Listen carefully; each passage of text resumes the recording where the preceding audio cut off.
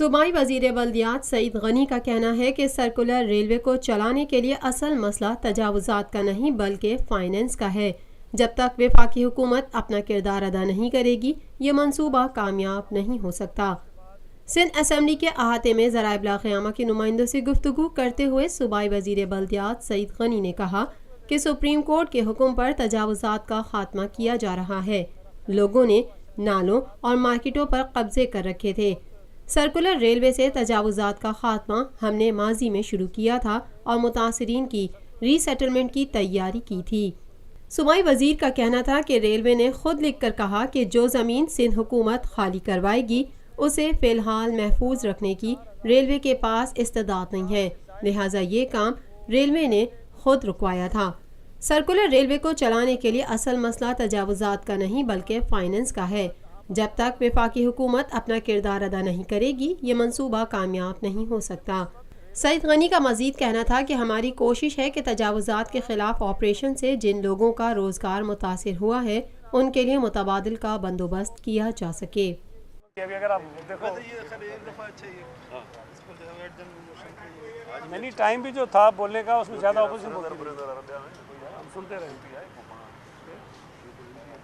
जायका इस प्रोजेक्ट से आउट हो गई और फिर उसके बाद चीफ मिनिस्टर मुराद अली शाह ने जब चाइना का विज़िट किया वज़ीर आज़म के साथ तो उस वक्त सर्कुलर रेलवे के इस प्रोजेक्ट को सीपेक में शामिल करवाया और ये प्रोजेक्ट मेरा ख़्याल है कि 2.7 अरब डॉलर का है। ये कोई बहुत छोटा प्रोजेक्ट नहीं है। तो उस वक्त सिंध हुकूमत ने जो ये सर्कुलर रेलवे का ट्रैक है इसके साथ साथ जितनी इंक्रोचमेंट थी इसको रिमूव करने का काम शुरू किया था और बड़ी तेज़ी से शुरू किया था। पूरा एक सर्वे किया था और उसमें तकरीबन कोई 4,650 से ज़ायद जो हैं वो घर थे जो इसके रास्ते में आ रहे थे, उनको वहाँ से उठाना था। उनकी रीसेटलमेंट के लिए बात की थी कि इनको दोबारा कहाँ पर हम जाकर आबाद करेंगे ताकि वो फैमिलीज़ उससे ज़्यादा मुतासिर न हो सकें। लेकिन उस वक्त रेलवे ने सिंध हुकूमत को ये लिखा कि आप अपने इस ऑपरेशन को रोकें, इसलिए कि जितनी ज़मीन आप खाली करवाएंगे उसको प्रोटेक्ट करने के लिए इस वक्त हमारे पास इतने रिसोर्सेज नहीं और हम तैयार नहीं हैं। तो वो मरला जो था वो पाकिस्तान रेलवे की दरख्वास्त पर उस वक्त रोका गया।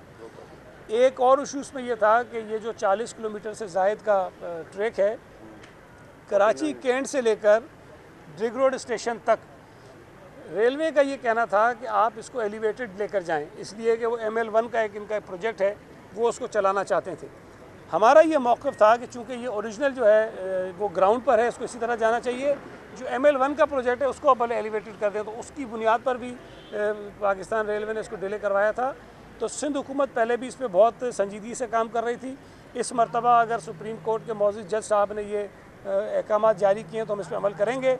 लेकिन एक चीज़ ज़हन में रखें कि सर्कुलर रेलवे को चलाने के लिए सिर्फ इंक्रोचमेंट एक मसला नहीं है।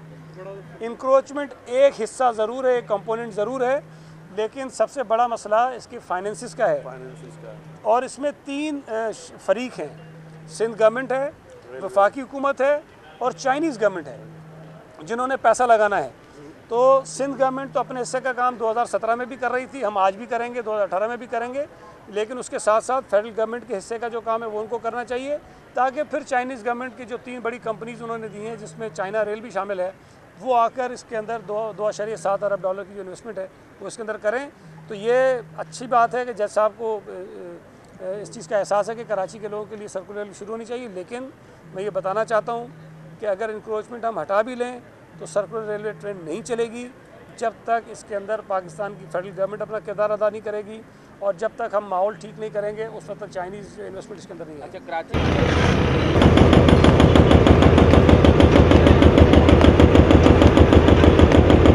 इसमें अभी कमेटी एक बनाई है कमिश्नर साहब ने और जितने मुतासरीन हैं वो उस कमेटी के साथ बैठेंगे और हम ये देखेंगे कि कौन लेजिटिमेट जो हैं वहाँ लोग थे जिनको हम तरजीह बुनियादों पर कहीं सेटल करें। हमारी कोशिश है, ये बात मैं असम्बली में भी कह चुका हूँ, कि जो लोग मुतासर हुए हैं, जिनका रोज़गार मुतासर हुआ है, हम उनको इस तरह लावारिस नहीं छोड़ सकते हैं। हम उनके लिए कोई ना कोई रास्ता निकालेंगे और मेरी मेयर कराची से भी बात हुई है, वो भी ऑन बोर्ड है, वो भी चाहते हैं कि इनको कहीं ना कहीं अकोमोडेट किया जाए। तो मिलकर कहीं ना कहीं कराची में कोई ऐसी जगह ज़रूर तलाश करेंगे जिसमें इम्प्रेस मार्केट के लोग भी, लाइट हाउस में जो लोग थे वो भी, और अभी कई और जगह हैं जहाँ से और लोगों को उठाया जाना है, तो उनको कहीं ना कहीं अकोमोडेट करें ताकि अपना रोज़गार वो कर सकें। पाकिस्तान में पहली मर्तबा हालात हाजरा के मुख्तसर मगर जामे प्रोग्राम्स, खबरों, तबसरों के अलावा दीगर समाजी, तिजारती, सकाफती, तफरीही, मालूमाती, मजहबी, तालीमी, सेहत और बच्चों के प्रोग्राम्स सिर्फ TNN TV पर।